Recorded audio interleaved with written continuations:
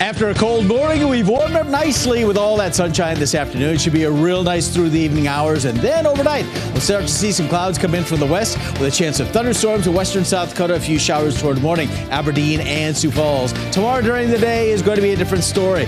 Lots of clouds here in eastern KELOLAND. Showers, thunder showers, maybe some beneficial rain. It's also going to be cooler. 73 Sioux Falls, 75 Aberdeen, 80 with afternoon sun in Pierre, Rapid City 75 after the rains end. We are going to warm up this weekend, especially the second half of the weekend. We'll talk more about that in just a bit. KELOLAND News starts now. Live from KELOLAND Media Group, KELOLAND News first at 4. An officer in Rapid City has been justified in a deadly shooting. What new details we're learning about the fatal incident from the DCI's report. Plus, a man faces charges in connection with a suspicious death in Sioux Falls. What we're learning from court documents. And later, a western South Dakota soccer player is getting some big recognition for his talents as he sets his sights on playing in college. Good afternoon, and thanks for tuning in to First at 4. I'm Don Jorgensen. And I'm Bridget Bennett. Court documents are revealing new details about a death investigation on the north central part of Sioux Falls. On Wednesday, officers were called to an apartment at 3rd Street and Cliff Avenue for a report of a body in a bag. A witness told police Morningstar Jewett had been at the apartment within the last week. Jewett had already been arrested on July 4th for allegedly spitting on an officer and threatening law enforcement. Yesterday afternoon, a judge granted him a PR bond as he was waiting to be released. Investigators asked to see Jewett's personal items and allegedly found blood on his jeans. Authorities also say that his shoes had the same tread as a footprint found in the victim's apartment. Jewett told police he and the victim got into a fight. Court documents say he admitted to hitting the man with a piece of wood and stomping on his head 6 times. Jewett is currently in the Minnehaha County Jail, being held for 2 counts of aggravated assault.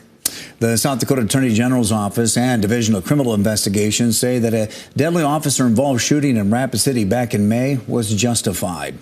The incident started when officers were called to a home along East Signal Drive for 2 people refusing to leave. One of them was 25-year-old Kyle Whiting, who was prohibited by court order from being at that home. He also had several outstanding warrants for his arrest. Investigators say that when the 2 officers arrived, Whiting ran away. Authorities say Whiting tried to enter a different home and did not obey orders from police. Authorities released this picture from an officer-worn body camera. Police say Whiting then pointed what looked like a gun at officers. It was later discovered to be a novelty gun lighter. That's when authorities shot him 3 times. A bystander in a home was hit by one of the bullets. Both Whiting and the bystander were taken to the hospital.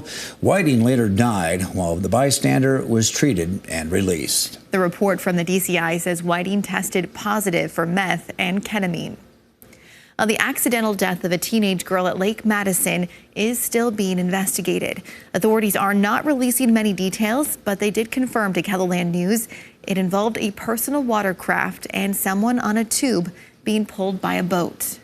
Today, we reached out to the U.S. Coast Guard, which operates in South Dakota. Its recreation boating specialist says that jet skis do have their own set of rules because they are so quick and powerful. They're also very nimble. They can turn very quickly, and as a consequence, people like to capitalize on that maneuverability to have fun. So South Dakota does have several laws that preclude personal watercraft operators from jumping the wake of a boat or making turns too close to people or operating close to swimmers or to docks and such. Jet skiers cannot be less than 14 years old and must wear a life jacket. South Dakota does not require a boater safety course, but they are available online. Well, turning to weather today, it's actually a beautiful day in most of KELOLAND. It is so nice out there, Megan. It kind of feels like a touch of fall for us. It does, but in the short-term forecast, we do start warming back up.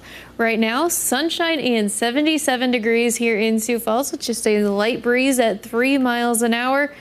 And then after our cold start today, 74 in Rapid City. South winds are 13 miles an hour. We are watching a few clouds pop up this afternoon. We'll keep an eye on those as we head towards this evening. Right now, though, our temperatures are at 74 in Yankton, 79 in Aberdeen, 81 in Pierre, and 67 in Custer. We started this morning pretty cold in some of those locations. On our satellite, we have a few pop-up clouds in central and western South Dakota. Nothing is going to come from those. We are watching the clouds over the Black Hills and further west as we have a chance of rain and thunderstorms as we go through this evening. For this evening, with that chance of rain and thunderstorms, we do have a risk of severe weather. Marginal in that area in green, slight in yellow. That does include Rapid City and the Black Hills. The main threats for this system is hail and very strong winds.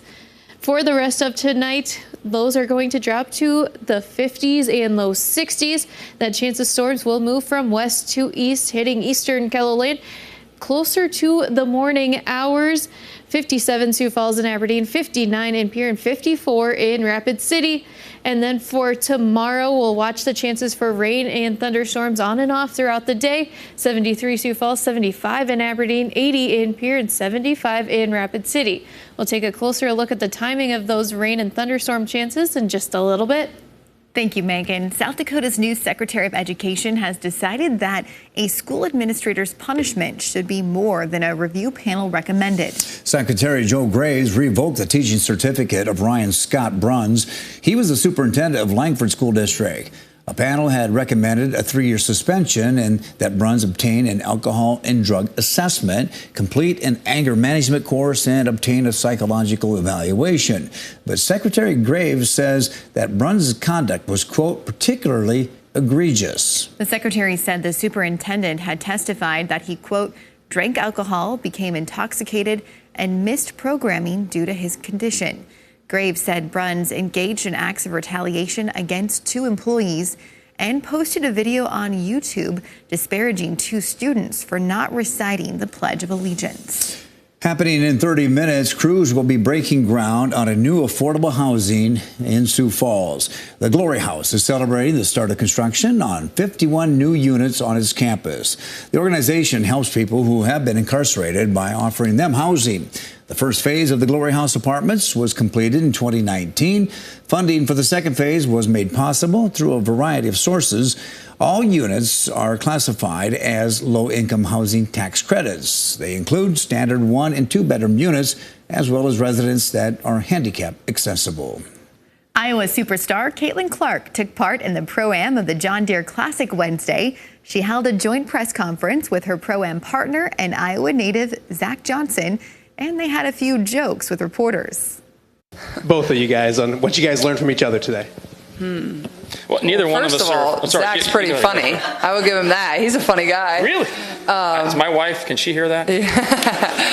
He's pretty funny. I don't know. We worked on my chipping a little bit, leaning more forward on my front foot, leaning more weight in my front foot. We both hate the portal. We figured that out. The portal does no one any good.